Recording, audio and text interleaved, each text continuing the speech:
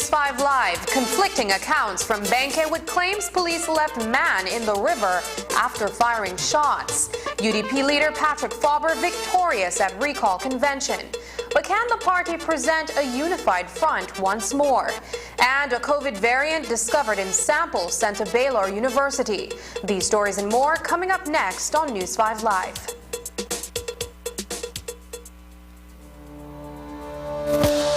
Working off-site doesn't mean you have to be off your game. Studies have shown that simply adding a keyboard and mouse to your laptop increases productivity by 26%. Add a monitor, and you'll be 35% more productive. At Fulltech Systems, we have what you need to enhance your remote work or e-learning experience. With devices such as headsets, video conferencing monitors, webcams, keyboards, mice, docking stations, all with the brands you trust. Keep connected with collaboration tools like Microsoft 365 Suite and Kaspersky and perform efficiently no matter where you are. Fulltech Systems, your technology center, where you'll come for the price, but stay for the service.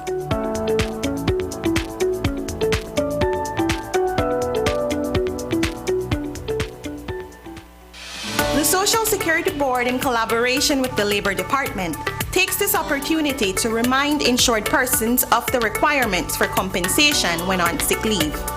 Any employee who has worked with an employer for at least 2 months is entitled to 16 working days of sick leave with full pay every year. This is how it works. Upon approval of a sickness or injury benefit claim by SSD, 80% of the employee's weekly insurable earnings is paid as a Social Security benefit, and the difference in the employee's salary is paid by the employer. This is to ensure that the employee does not suffer any loss of wages when ill. After 16 days, compensation for sick leave is paid as a Social Security benefit only. Some conditions apply. This message is brought to you by the Social Security Board and the Labor Department. Social Security Board, safeguarding you, your family, your future. Introducing Edam A cheese, the A+ Dutch cheese to hit the Belizean market. As the name says, it is of A-class quality, the best Dutch cheese in Belize. Edam A cheese is creamier, less salty, and simply more delicious. Don't be left out. Get your A cheese at a supermarket near you.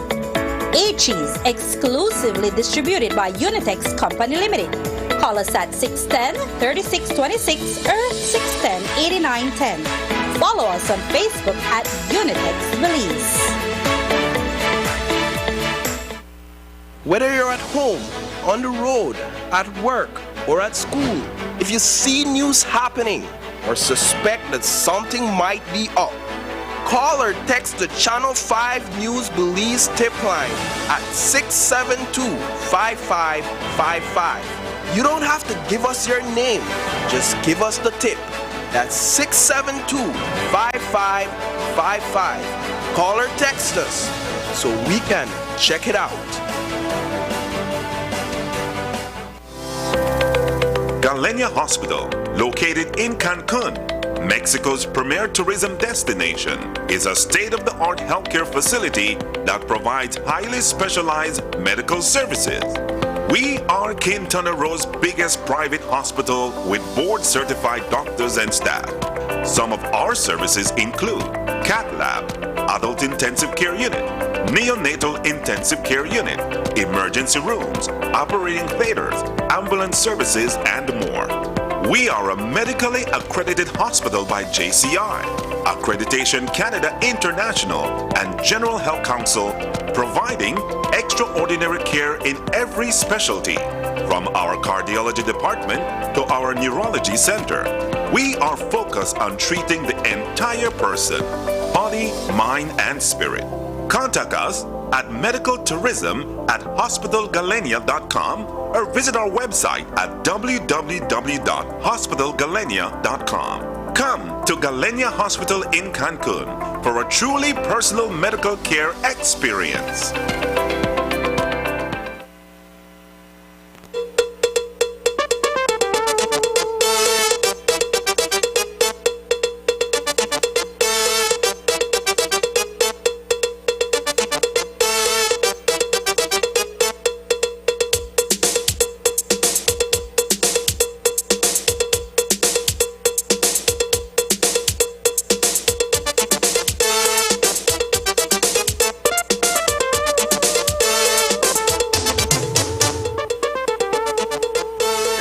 And welcome to News 5 Live for Monday, July 12th. I am Sabrina Daly.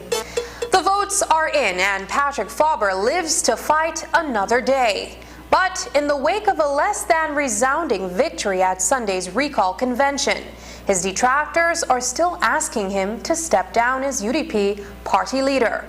Faber, who has been under fire from factions inside the United Democratic Party for several weeks, met the one-third threshold that was necessary for him to retain his seat.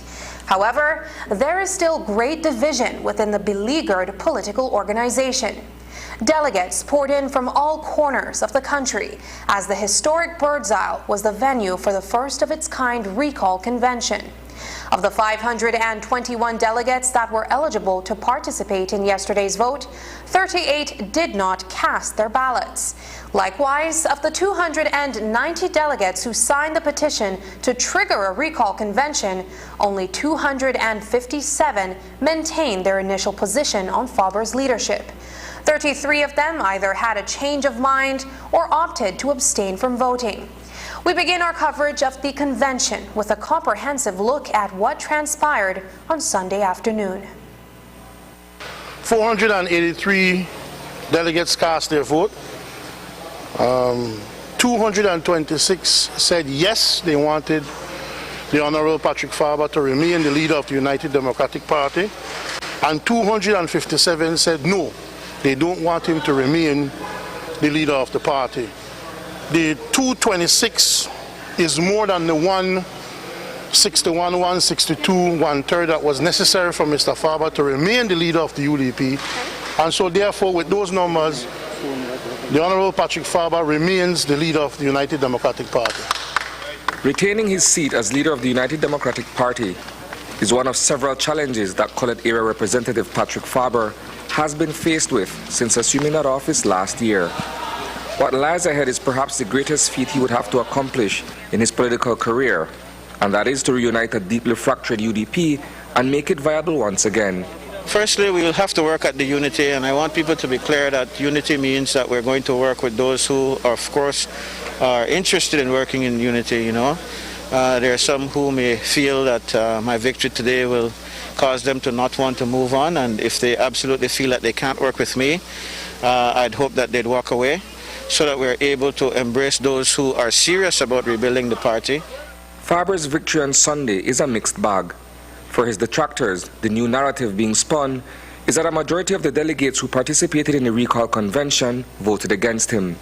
On the other hand, the besieged party leader is simply content with having met the threshold to remain in a position of control. I would have hoped for a larger margin, of course, but it's not just the bare minimum either, you know. 220 something when we only required 160 odd, I think, is indeed very much convincing for me. And given that everybody knows that these odds are stacked against me because of the way the delegates were selected originally in some constituencies, I think this is a damn good showing. And so I'm proud of the results, and I'm happy that I get to continue to be the leader of a great party. Notwithstanding the outcome of a failed coup attempt, the growing chasm within the party still begs the question of whether or not reconciliation is at all possible. We have one United Democratic Party, and today is the beginning of the process to sort things out and come together as one unified party. We will sort that out in the future going forward. Part of being retained today is bearing the responsibility to make sure that we move forward as a United Democratic Party, him along with the Honorable Cheyenne Barrow as leader of the opposition in the House. It's a role that has, for all intents and purposes, never been bifurcated. A leader of the opposition who is not the head of his own party. In this case, the ambivalence between Cheyenne Barrow and Patrick Faber, political leaders in their own right, certainly makes for an interesting chemistry.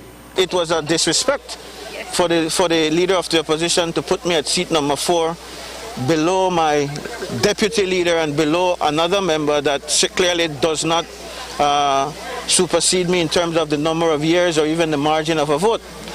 And I think all of you saw that. But I'm not going to carry on. I suspect that if I am able to regain the leadership of the parliament, then things will change. But I don't intend to carry on a back and forth with the leader of the opposition now. As I've said, we have to get along. Reporting for News 5, I am Isani Cayetano. The recent senatorial shuffle saw former Belmopan Mayor Khalid Bilal's stint as a parliamentarian come to an abrupt end when he was replaced by former Senate President Darrell Bradley. The move was essentially to pave the way for Bradley's likely ascent to leadership, should a recall of Patrick Faber be successful.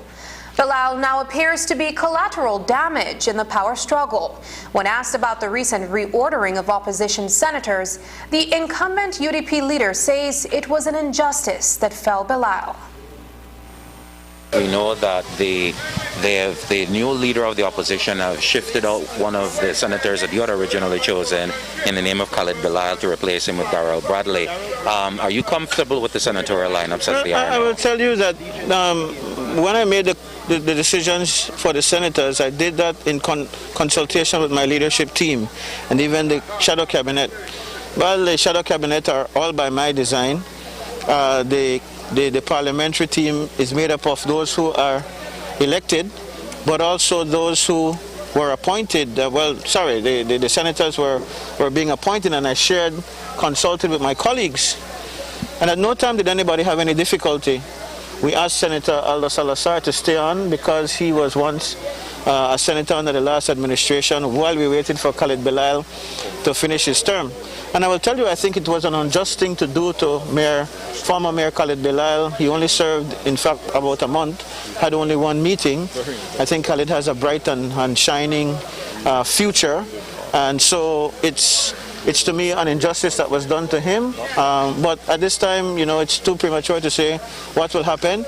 People need to know that the other two senators that were there were only temporary. They were only appointed for that day because we had one of our senators sick. Several hours after emerging victorious at the recall convention, a call was once again made for Patrick Faber to abdicate his post as leader of the UDP.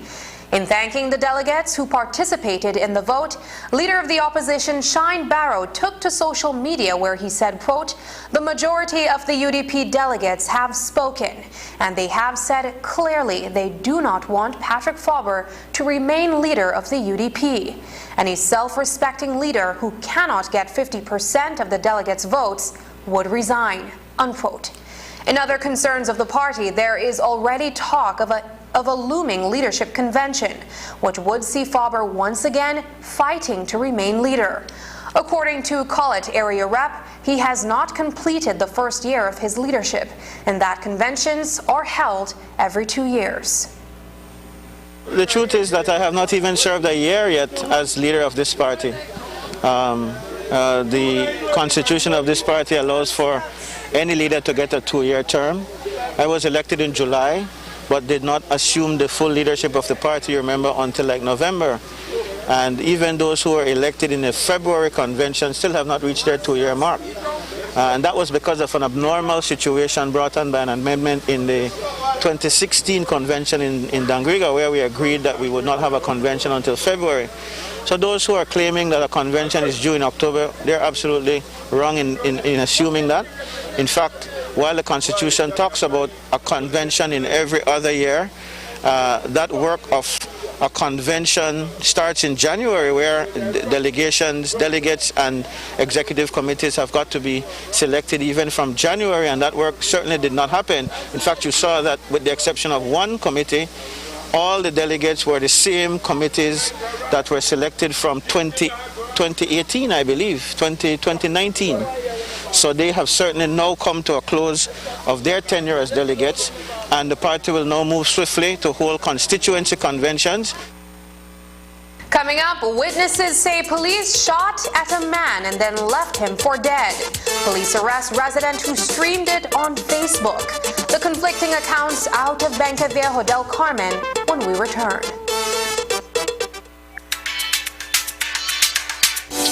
We all find ourselves reminiscing on life before COVID-19, roaming freely, embracing without concern, laughing and enjoying the splendors of life. My, how we miss those times. It's time to get vaccinated so we can all start doing the things we love with the people we love in the safest possible manner once again. Digi, Mayona Resorts, and the Ministry of Health encourages all Belizeans to get your first and second vaccine for chances to win tons of awesome prizes now through September 30th. Win free LTE data packages every week, cash prizes, and a free 1-year mobile postpaid plan each month courtesy of Digi. Plus a weekend family getaway at a Mayona Gold Standard Resort each month courtesy Mayona Resorts. Winners will be posted on Digi Facebook and Instagram and Ministry of Health's Facebook every Friday starting June 25th. Visit a vaccination center nearest you today. Get vaccinated and win. Visit livedigi.com for more details.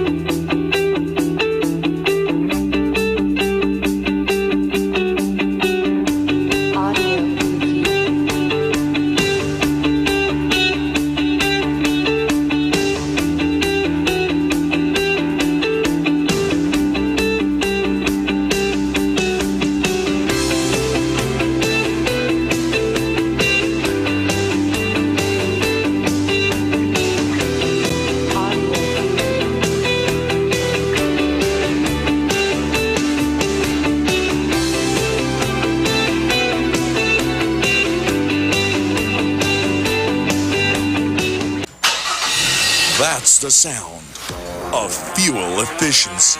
Every day, every time, I choose Una Fuels, powered with Dynamax. Una, a brand committed with the future.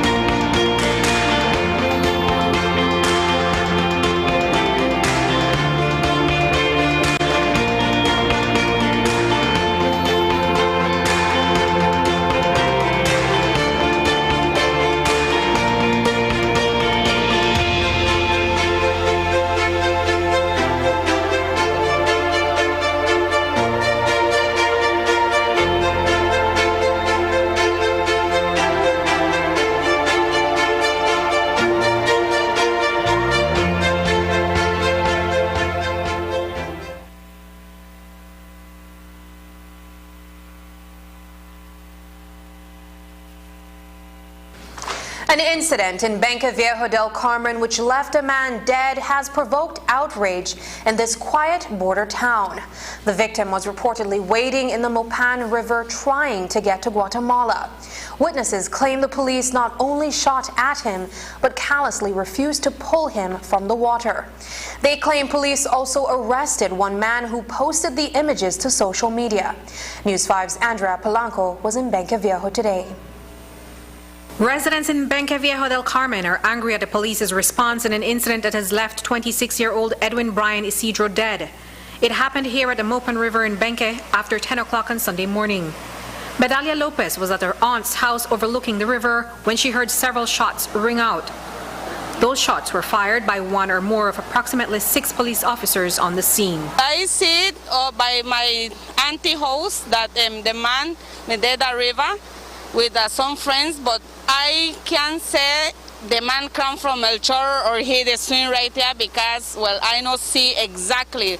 But afterwards, then the police, SPU, start to shoot. Are you able to describe maybe how many shots, what direction they fired those shots? Well, I hear miss like 3-4 shots. Because, like I tell you, I'm dead at my auntie house, they see everything. Edwin Isidro was reportedly in the company of 2 other men. According to Lopez, the shots appeared to have scared Isidro and he fell and went underwater. But she says the lawmen refused to help him because they said he was a Guatemalan. But I know I'd say police shoot the man because the man no got no shoot mahi. But when they shoot, maybe the man get frightened and he drop on the water, and then see when the man drop on the water, the police officer said they don't help the man because they think that he from Guatemala and he from Belize, so they no do nothing for help the man. So yesterday when the man fell in the water, police never help and none at all? Police no help. Police sit down right there, smoke cigarette every minute. Police say that he call the people for find the man, but people not reach. Edwin Brian Isidro, according to family members, was heading over to Guatemala. He and two others were making their way through the illegal entry point because they were heading to their final destination in the USA. His two friends took off when the cops fired the shots, but Isidro died near the illegal crossing. Residents say that it wasn't until half an hour later they managed to retrieve his body. This video captured by a resident in the area shows Isidro stretched out on the ground moments after he was pulled from the water. The rescuers say that they didn't observe any gunshot injuries, only small abrasions on Isidro's face. All we come, a lot of people yesterday, me there right here at the river, for try for help for find the man. And my nephew, he find the man right there. And then when he take the man, with like 5 persons take the man outside, then police come and start to insult the people and tell the people make it go because they don't have nothing to do right here. So we do the police job. When they take out the body, you guys didn't see blood, any injuries? No, he only have, maybe when he drop on the water, he have one little thing right here, one little scratch in right here, and for his lip. Benke resident Edgar Nah was also videoing the incident. Now he finds himself behind bars. His family claims police beat him simply because he filmed the incident on Facebook Live. Ahora lo fueron a arrestar porque dicen que no lo tenía que hacer, pero no llegaron como deberían, no que llegaron y lo agredieron. Me hablaron mal a mí, me gritaron porque yo les dije que no sabía dónde estaba. Cuando lo lograron detener, se lo llevaron a su casa y lo golpearon y no dejaban que nadie se acerque. Por el video, yo estoy de acuerdo que si estaba mal lo que hizo del video se lo hubieran traído, pero no lo hubieran ido y lo hubieran ido a golpear. Lopez says that residents in the town have been enduring harassment at the hands of police officers, similarly to what they experienced on the riverbank on Sunday. Right now, we there for say, make this thing stop. Police, every time police come and harass we for nothing. Sometimes then just go to a house, search a house, and do everything that they want, and we no say nothing. We no got nobody for come and support we for make them stop. I know and I understand that the police have to do a job, because that's why then come to the bank for do a job, but they not do what for them job. Then just come right here for harass people, and like people just. They don't say nothing because they're afraid for police. Reporting for News 5, I'm Andrea Polanco. Today, the Director of Communications in the Belize Police Department gave a very different version from those of the witnesses in the area. When asked about shots fired on the scene, Fitzroy Yearwood said, quote, "We have confirmed that the officer may have fired a warning shot in the air," unquote. He also claims officers responded rapidly to the young man in distress in the river. A life has been lost, so we have to investigate. We know that police are always vigilant in that area because this area is known for where the contrabandistas use to bring their products from neighboring Guatemala to Belize. It is somewhat about 10 minutes from the border with Guatemala, and a lot of people use that area also to go swimming. It's somewhere around the Belize Water Services plant, and the police were in that area sometime around 11:15 yesterday when their attention was drawn to 4 young men that were swimming in that area. These men were coming out of the river, and when they saw the police officers, they ran back in the river. Why they ran back, only they can tell. They noticed that one person that was dressed in a white shirt and blue boxers underwear slipped off some rocks and may have hit some part of his body. When the police realized that he was struggling and as if he couldn't swim, they jumped into the river along with other people that were out there, civilian persons, and they made a lot of attempts to try to find this person because he disappeared in the water. All these attempts were fruitless until this person showed up on the other side, almost on the other side of the river, where he was removed. They carefully examined his body where they saw a scratch above his left eye. That would be consistent with the fall. I know that officers, they have been questioned because it was a complete patrol, a team, police and BDF personnel. We are waiting for the results of a post-mortem that should be conducted either today or later in this week. It's unfortunate that a lot of people in Belize have become accustomed to videoing an event instead of trying to render assistance. But we cannot blame them for wanting to be aspiring news reporters and videographers.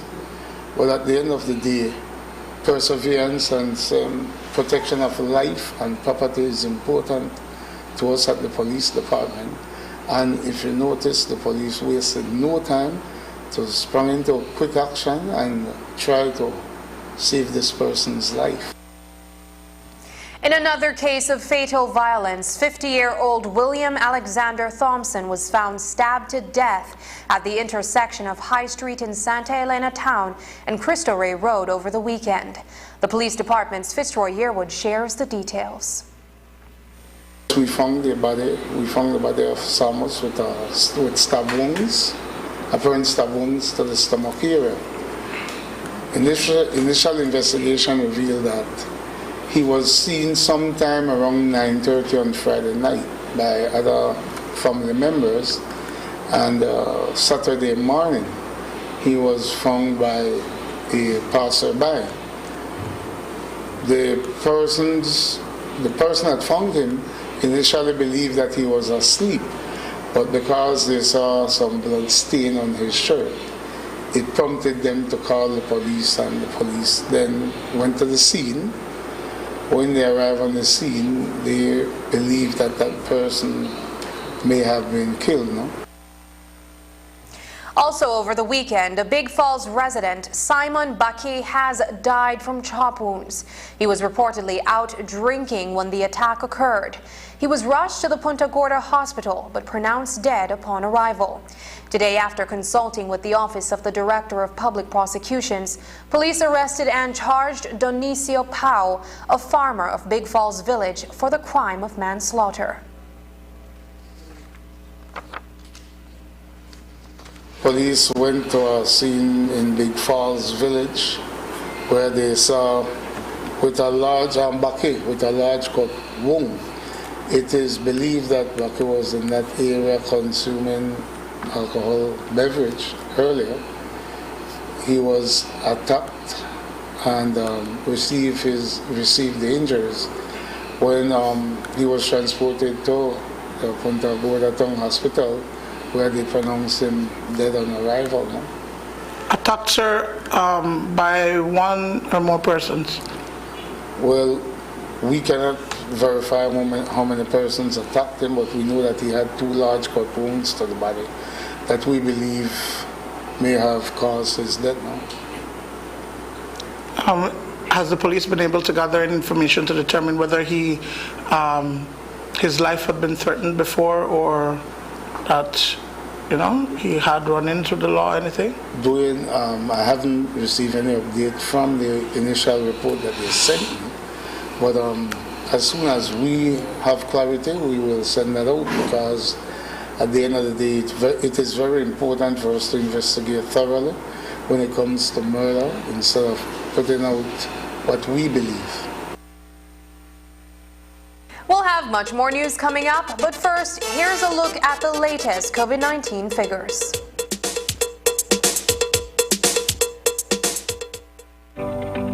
This COVID update is brought to you by Belize Medical Associates.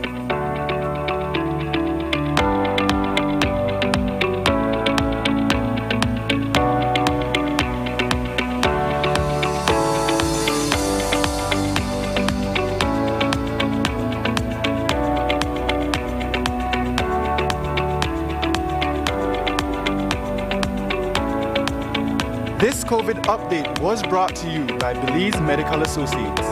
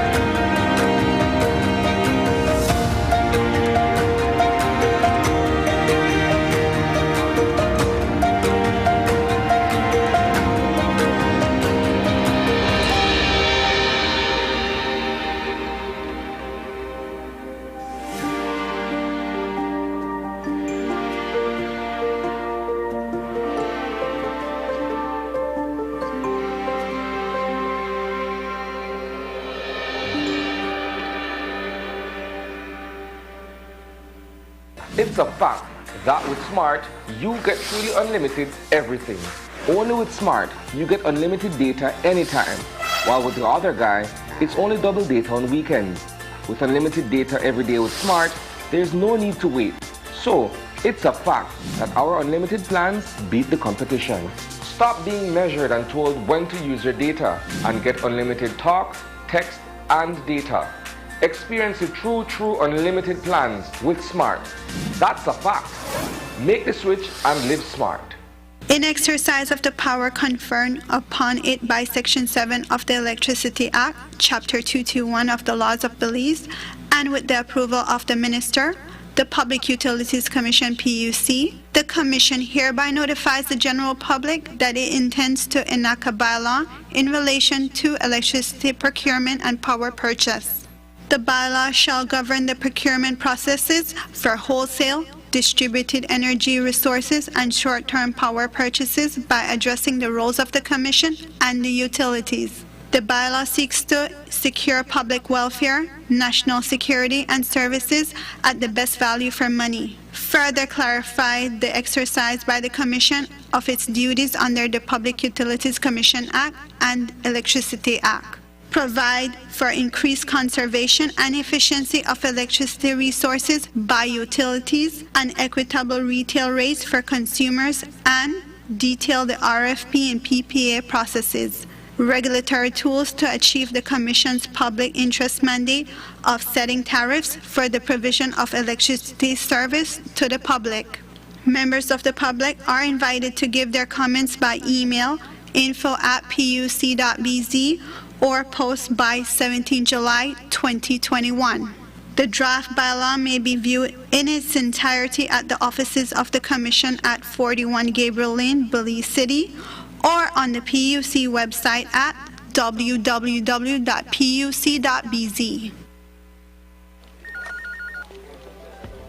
As one of the largest cable and internet providers in Belize, CBC strives to provide our customers with the highest standards of quality, value, and service in all aspects of cable TV and internet. Monitoring our systems closely, our technicians combine creative planning and state-of-the-art technology with years of experience and training to develop and provide the most reliable and advanced cable and internet service to exceed your expectations. For CBC and our team of talented engineers, technicians, and customer service representatives, delivering less than the very best is never an option.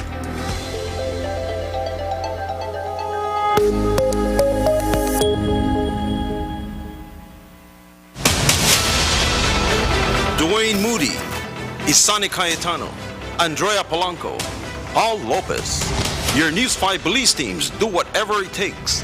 Go wherever they need to go, so you can catch the story wherever you are, whenever you want, on whatever device. Channel 5 Belize on television, Facebook, Instagram, and YouTube. Because news is now everywhere, all the time. And so are we. Robberies seem to be on the rise, and not just in Belize City, as images captured on surveillance video and posted on social media show. Just recently, several persons were charged for the robberies at Belize Healthcare Partners and the Biltmore Hotel. And tonight, we report on 3 other property crimes that occurred by masked men in the city in southern Belize. News 5's Dwayne Moody reports. Last Thursday, 3 armed men held up the owners of a grocery store in Elridgeville in Punta Gorda. Surveillance footage of the incident shows the men entering the store and taking money from the cash register, but not before pushing the female shop owner to the ground while the Chinese businessman is held at gunpoint. The 1-minute 42-second video captures the chilling ordeal. Another amateur video sent to us, no formal report. I myself saw the video, made some inquiries, and haven't received a formal complaint so far. In Belize City, 2 incidents also occurred, one which has been reported to police and is currently being investigated. 6th Street in Kings Park is a highly trafficked area, but over the weekend, 3 masked men entered and robbed My Light's store. They escaped with an undisclosed amount of money. The owner of the business and his worker were at this establishment when 3 masked men walked in, relieved them of their cell phone.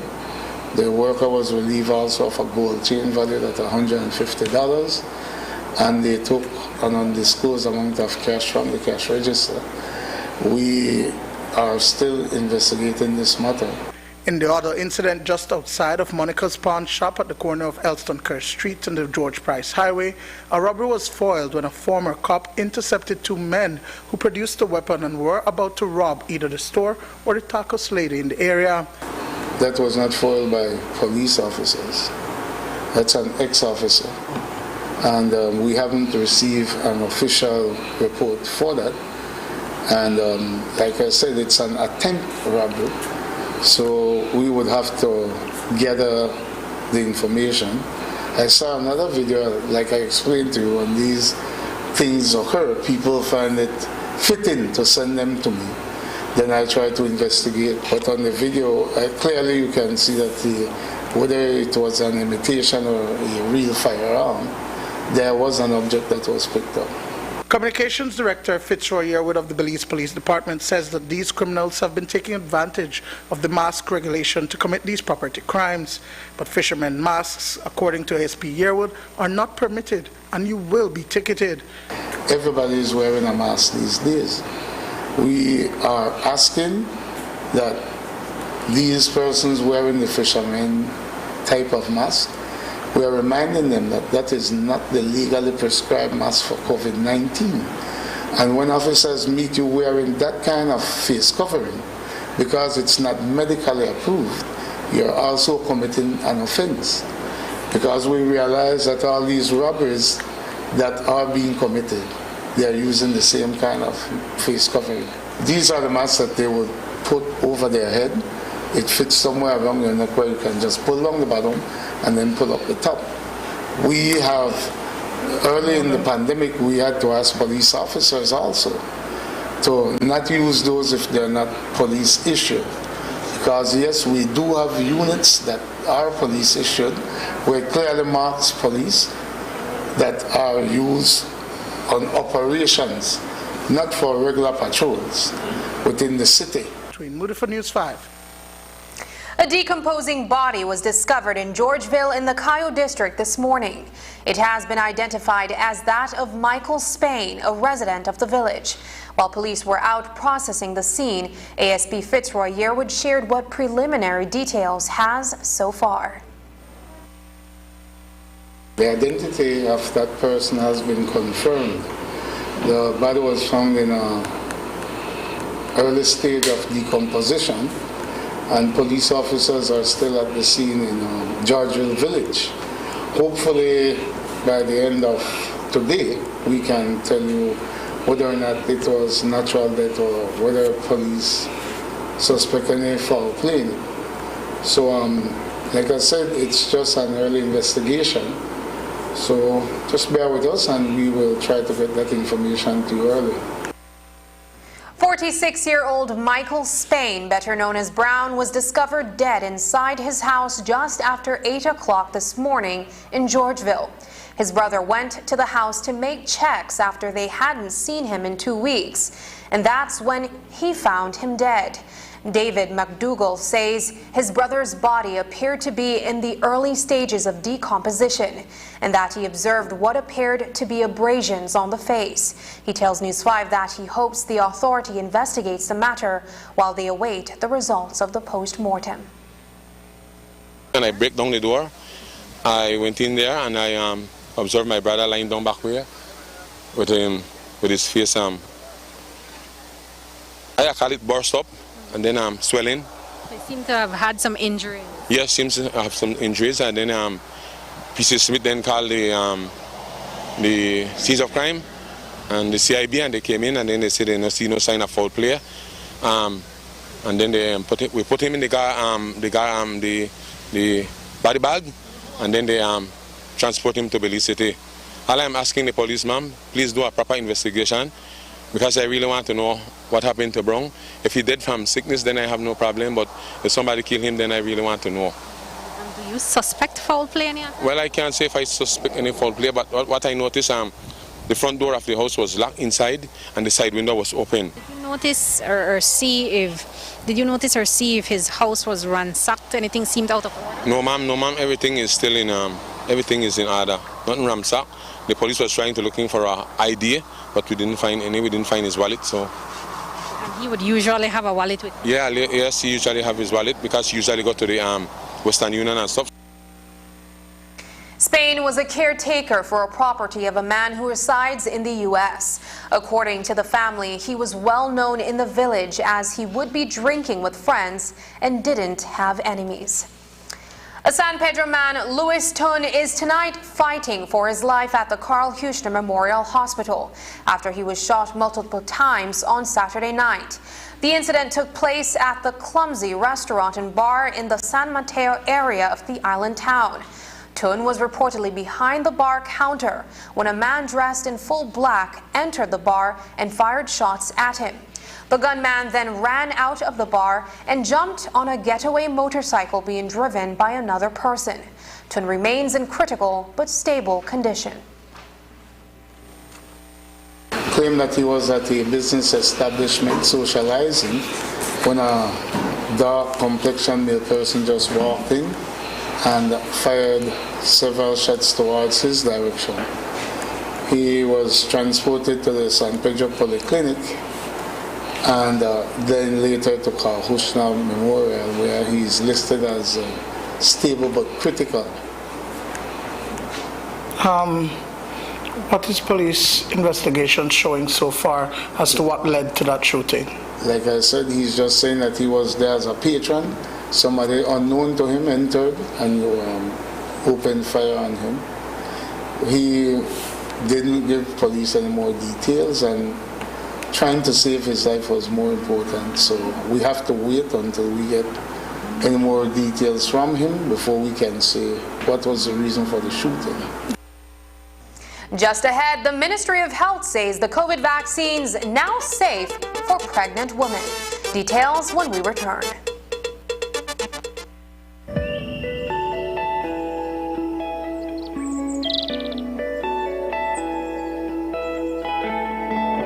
What is climate change?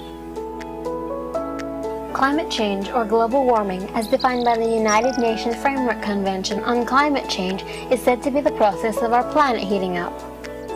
The Earth has warmed by an average of 1 degree Celsius in the last century, and although that might not sound like much, it means big things for humans and wildlife around the globe. Rising temperatures is making our weather more extreme and unpredictable. Some impacts of climate change in Belize are flooding, drought, unstable weather patterns, and changes in seasons that affect agriculture, human, and wildlife activities. What is REDD+? REDD+ is a mitigation activity to reduce carbon emissions and increase carbon stock in the forest sector. The name REDD+ stands for Reducing Emission from Deforestation and Forest Degradation, plus Conservation, Sustainable Management of Forest and Carbon Stock Enhancement. How can Red Plus be a solution? Trees breathe the greenhouse gases we produce. We can start caring more for our forests by planting more trees and keeping our landscapes intact. Our forests are part of the solution. Also, by encouraging the adoption of sustainable forest management in Belize, we can help restore forests that have been lost. Forests are linked to all aspects of human well-being. Think about the clean air that forests provide, that oxygen that we breathe. If it wasn't so clean, especially during that fire season, we would actually be facing a lot of problems. So breathing clean air is something that we may take for granted, but it's actually something that forest provides and that contributes to our health and happiness. One of the advantages of doing things associated with Red Plus in Belize is that it actually is a great mechanism for us to be able to maintain forests while at the same time sustainably using them and keeping all the services and goods that the forest provides to us intact, for example, water. At night, it's the trees and the plants in the forest that actually release that water that goes up in the atmosphere and eventually comes back as rain. If we don't have forests, that water is gone. If we think about our food security and the food that we eat, the agriculture industry and how important it is for Belize, we don't necessarily associate it sometimes with actual forest, but it's those forests that actually feed the soil organisms that cycle the nutrients and make our soils fertile. It's those forests that are a house and home for pollinators that pollinate our crops. And it's those forests that maintain the water that our agricultural areas need to thrive. Otherwise, we would be subject to things like droughts. There is hope with Red Plus.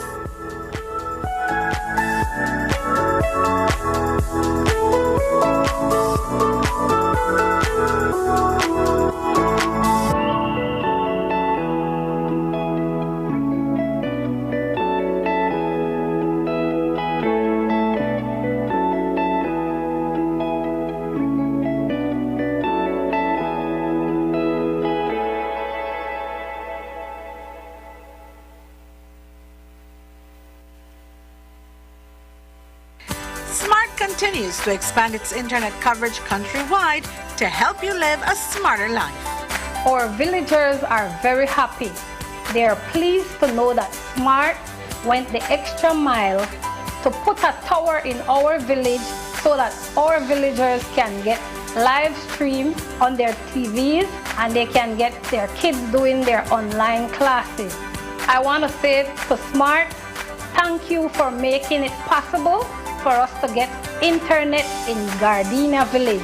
We really do appreciate it. Smart continues to take the internet and mobile services to communities across Belize. Now save even more when you bundle your Smart broadband with Smart mobile services. Smart, bringing people together.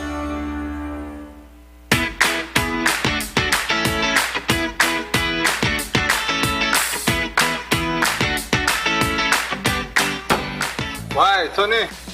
Boy, kid, where you going, man? We actually can see we can need to buy a stack of them plastic plates and cups for my grocery shop because I run low. Boy, I stopped importing that thing since April 15th, you know. And I just routed the last batch, must be about like 3 weeks back, you know. Man, do I usually have that thing? Where you going? Check this, right? Under the new law, we ban all single-use plastics, so that the cups, plates, forks, spoons, and knives, all of that. Since April 15th, can't import none of them. Starting January 15, 2021, you can't manufacture them. April 15, 2021, you can't sell them. And after July 14, 2021, if you get catch with any other thing, you will get fined. Me never know this.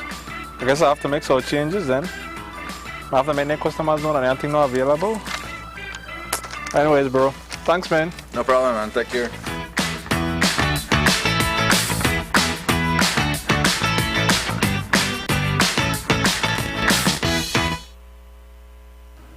They may be reading a lot of conspiracy posts and pseudoscientific reports online, or are just not sure about COVID-19 vaccinations themselves. But today, a group of anti-vaxxers launched what they are calling a movement to object to the recent requirement by the government of Belize that frontline workers must get vaccinated against COVID-19 by the end of this month or begin submitting negative COVID tests in order to continue on the job. Paul Lopez was at Bird's Isle this afternoon. A new movement has birthed out of a collective resistance to Statutory Instrument 74. The Belizean Rights and Justice Movement, a group that claims a membership of 300 Belizeans, had its executive hold a press conference on the Bird Isle compound today to announce their purpose.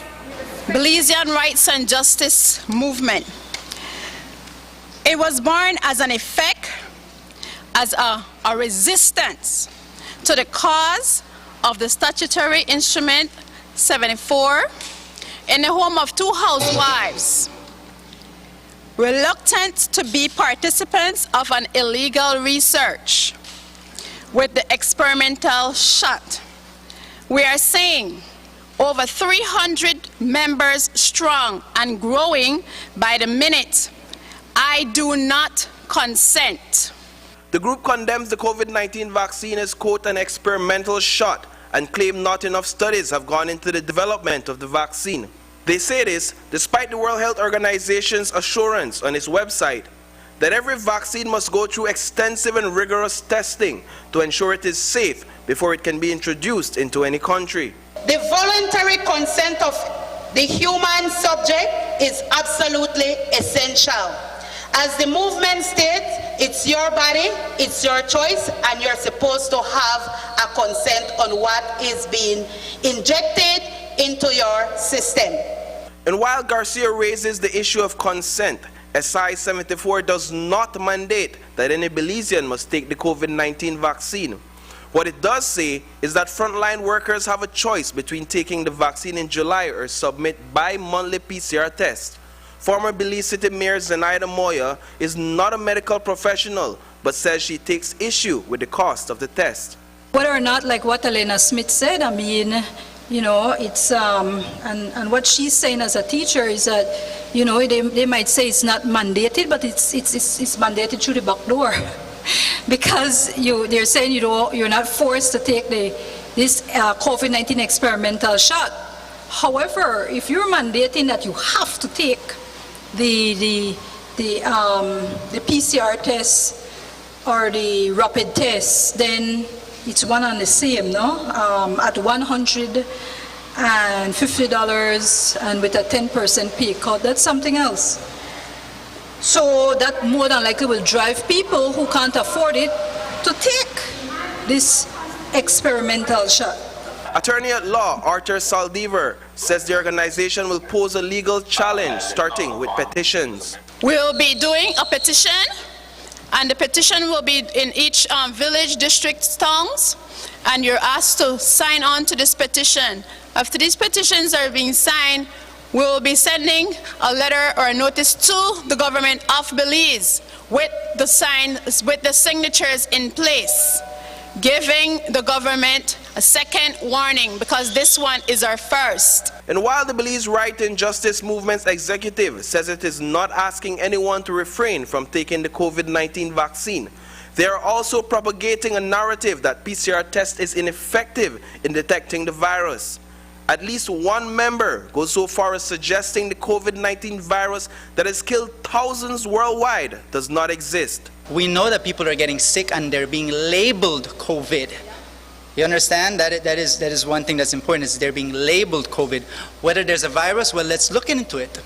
Has the COVID SARS-2 virus been isolated, purified, taken out from an infected area, proven this is it, put it in an area that is healthy, and recreated a pathogenic effect? Has that happened? Maybe you should look into it. You're the media. Who are your science and medical experts in your group? We have 4 doctors so far.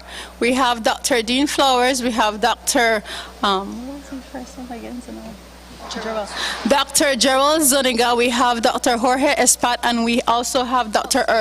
Jose Espat, and we also have Dr. Orlando Pelayo, Sr. Reporting for News 5, I am Paul Lopez. At least one of the people that Dina described as a doctor was involved in controversy back in 2017. At the time, the former Director of Health Services, Dr. Marvin Manzanero, confirmed that Jose Espat had no documents on file to suggest that he did complete his medical studies or that he is really a doctor. Experts at the Ministry of Health have responded to the anti-vaxxers' claims today, contending that the sheer volume of vaccines administered, over 3.3 billion doses worldwide, should speak for itself. They say COVID vaccines in Belize are part of a global response, and no one is experimenting on Belizeans. So far, worldwide, 3.3 billion doses of COVID-19 vaccines have been administered. And unfortunately, the countries that are having greater access to the vaccines are countries that are wealthy, and they are paying whatever cost the vaccines are sold to them. So they are hoarding the vaccines. And poor countries like ours, we are struggling to secure the little amount of vaccines that we need to cover our population. So I think we use data, and the data is clear. I mean, 3.3 billion doses administered. I think we must give thanks to those persons who accepted the vaccines at the beginning, during the initial phases, because we owe it to them. And they were the ones who were at greater risk with this vaccine. But currently, 3.3 billion, speaks by itself. Tell people to vaccine. Oh yes. Because we don't want the variants to reach the variants of high consequences. We don't want to pay that consequences. Belize is not being used as guinea pigs, as they say, because we're not singled out. This is a worldwide response. Everybody is vaccinating. We are using the vaccine from UK. So UK is using that vaccine, the AstraZeneca, so we should be happy to use the vaccine. While many Belizeans spent the last 2 weeks concerned about the Delta variant of COVID-19 and wondering whether or not it is in Belize, it seems the Epsilon variant has been among us since March. That's right, since March. Over the weekend, the Minister of Health and Wellness confirmed to News 5 that the variant was identified in strains sent to Baylor University before Easter. The results of more recent samples sent to Baylor University are not yet back, so we still do not know if Delta is present in Belize. What we do know is that several of these are in nearby Mexico and Guatemala. Since the Epsilon strain was first identified in California, it has now spread to 47 countries, including Belize. Here is what the experts at the Ministry of Health told us about the variant, which has been downgraded from a variant of concern to a variant of interest. The changes in the virus, the majority of them are called mutations. When there is changes that are significant, then they are being classified as variants. And within the group of the variants, you have different types of variants. You have variants of concern, and you have variants of interest, and it's like the traffic light system, no? Where the variant of concern would be like red, and the variant of interest is yellow. And then mutations that cause no negative effect on the transmissibility or the clinical presentation of the disease, then we can classify those as changes, but in green. So Epsilon went from red to green to yellow, it is important to understand that the original virus, COVID virus, have evolved, and with this evolution in itself, it's doing mutations, regular changing. So from now that we're facing the COVID, it's not the same COVID genetically identical as the one we were facing when was the pandemic started in 2019. We're lucky that variants of interest, they still are proving that we have a good response with the vaccine. Our body produces enough antibodies, and they are able to fight the infections with the variants of interest. Some variants of concerns, the body with the vaccine will still be able to work and attack it. However, if we don't get the vaccines and we continue allowing the virus to continue on mutations with their own restricted mutations, then we fear that later on the vaccine will not be able to do its job. The current variants of concern listed by the World Health Organization continue to be Alpha, Beta, Gamma, and Delta. The Ministry of Health continues to stress the importance of getting vaccinated to prevent hospitalizations and even death. Today's COVID-19 data from the Ministry of Health and Wellness reports one new COVID-19 death. As it relates to pregnant and breastfeeding women, the Ministry of Health and Wellness will begin to administer vaccine to these women because, according to Dr. Baer, the data shows that it is safe to do so.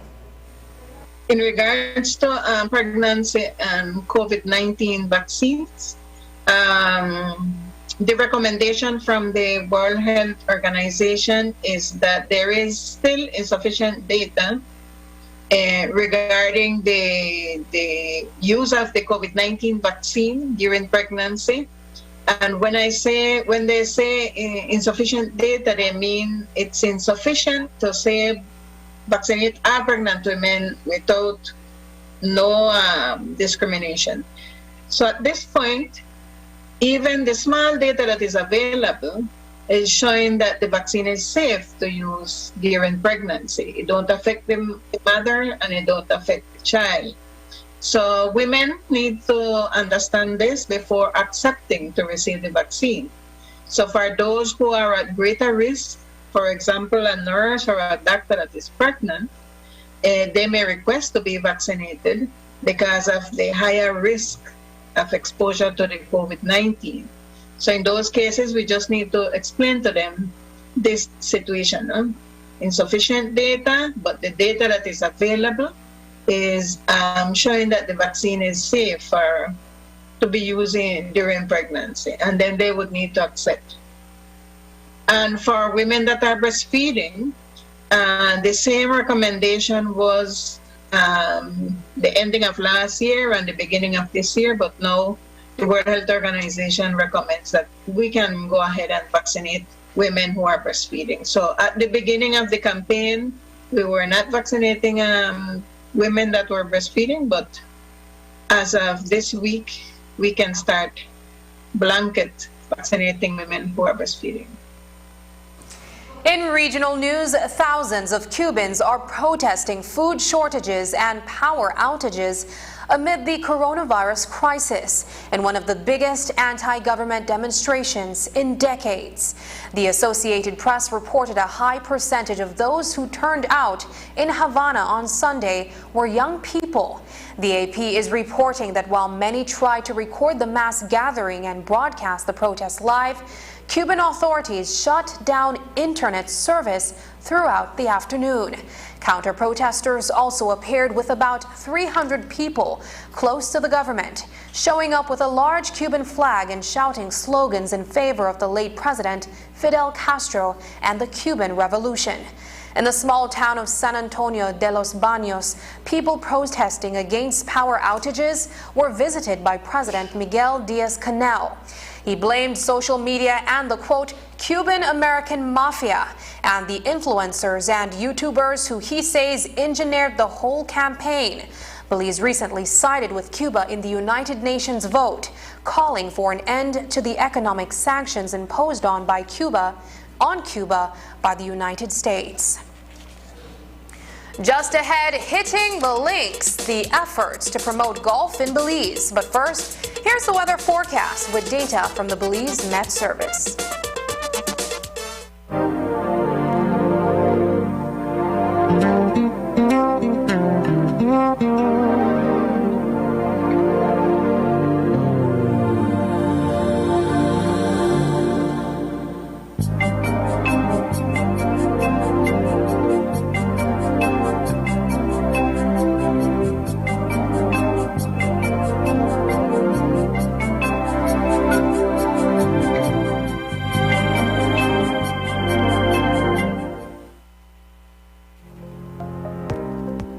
We all know the importance of running water and proper drainage in your home. That's why we rely on a fully functional plumbing system. At Benny's, we have all the plumbing supplies and accessories you need. Our pipes, fittings, valves, and adapters are made from durable quality materials. Remember to wash your hands with clean running water from your faucet. We have kitchen and bathroom faucets in various styles and finishes. Whether for installation or maintenance, make sure to use recommended PVC cleaner, solvent, and Teflon tape to fix or prevent leaks. We also have the tools to get the job done. For all your residential, commercial, or industrial plumbing needs, shop at Benny's. Quality and savings.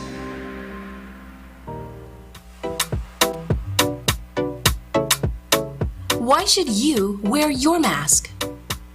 To protect myself.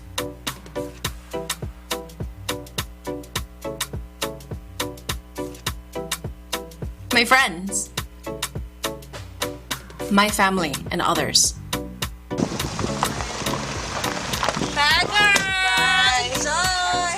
I wear my mask because I love my grandparents.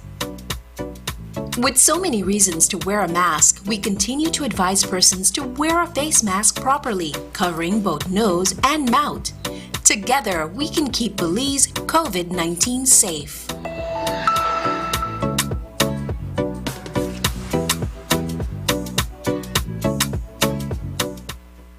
I was 17 and in love, and I thought he loved me too. But now I know that a loving partner should not take away your choice of clothes you wear or the music you listen to. He should not take away your purse, car keys, or your phone so that when your family calls, you cannot answer. If your partner is controlling you, it is domestic violence. Call 0800-A-WAY-OUT or our cell phone number, 672-9628. This message is brought to you by the National Women's Commission in collaboration with Miss Universe Belize, with funding from the Engender and Spotlight Project. Es un hecho. Únicamente con Smart obtienes todo realmente ilimitado. Solo con Smart obtienes datos ilimitados en cualquier momento. Mientras que con el otro proveedor solo son datos dobles los fines de semana. Con datos ilimitados todos los días no hay necesidad de esperar, así que es un hecho que nuestros planes ilimitados superan a la competencia. Por lo tanto, no permita que le digan cómo y cuándo usar sus datos y obtenga llamadas, mensajes de texto y datos ilimitados. Vive la verdadera experiencia de planes ilimitados con Smart. Es un hecho. Haga el cambio y viva Smart. It is a sport that has been played in Belize for decades, and since 2004, the Belize Open has had participation from athletes from as far as England, Canada, Colombia, and neighboring Guatemala, Mexico, and El Salvador. Over the weekend, players including U.S. Chargé d'Affaires Keith Gilgez and BTL Chairman Mark Lizarraga, as well as Galen alumni, gathered in the outskirts of Roaring Creek Village for, you guessed it, golfing. News 5's Dwayne Moody reports on the efforts to develop the sport among the youth in Belize.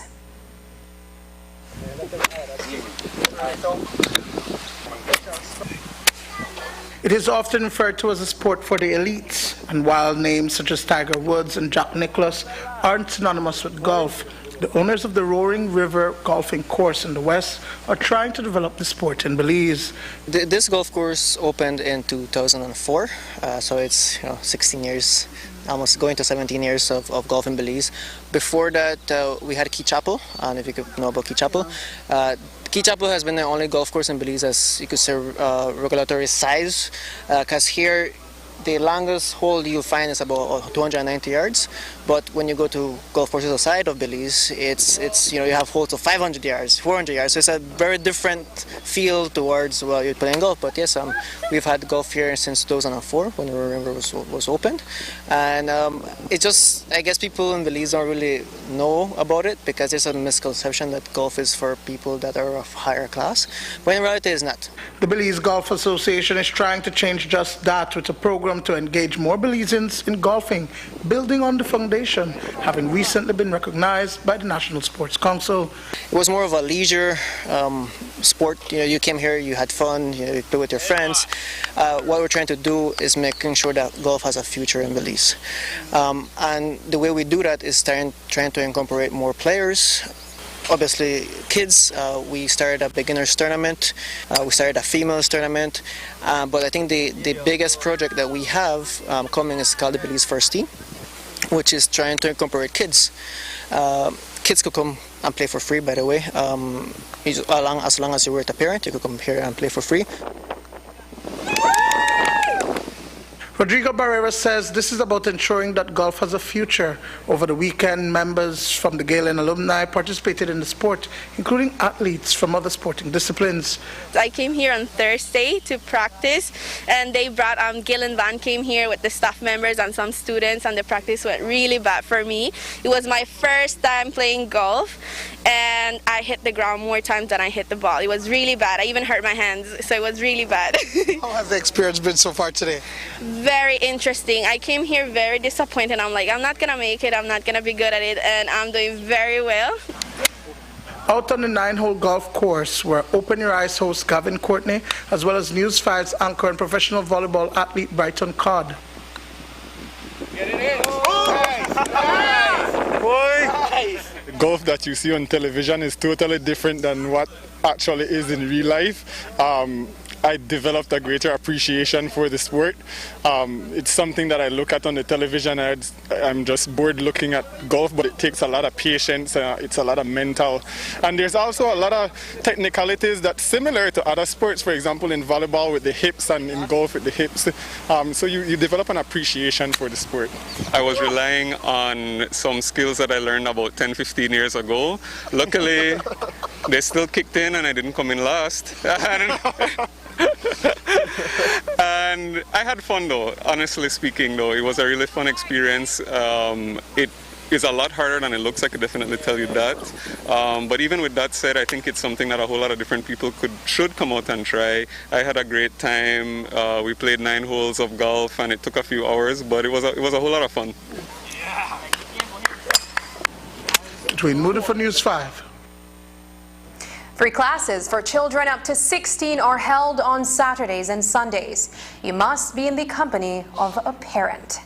And that's the news. Tonight's broadcast is available in both text and streaming video at channel5belize.com. You can also connect with us on our Facebook page at facebook.com/News5Live. I'm Sabrina Daly. Thanks for joining us, and from all of us here at News 5, please remember to wash your hands, keep your social distance, and stay safe. Good night.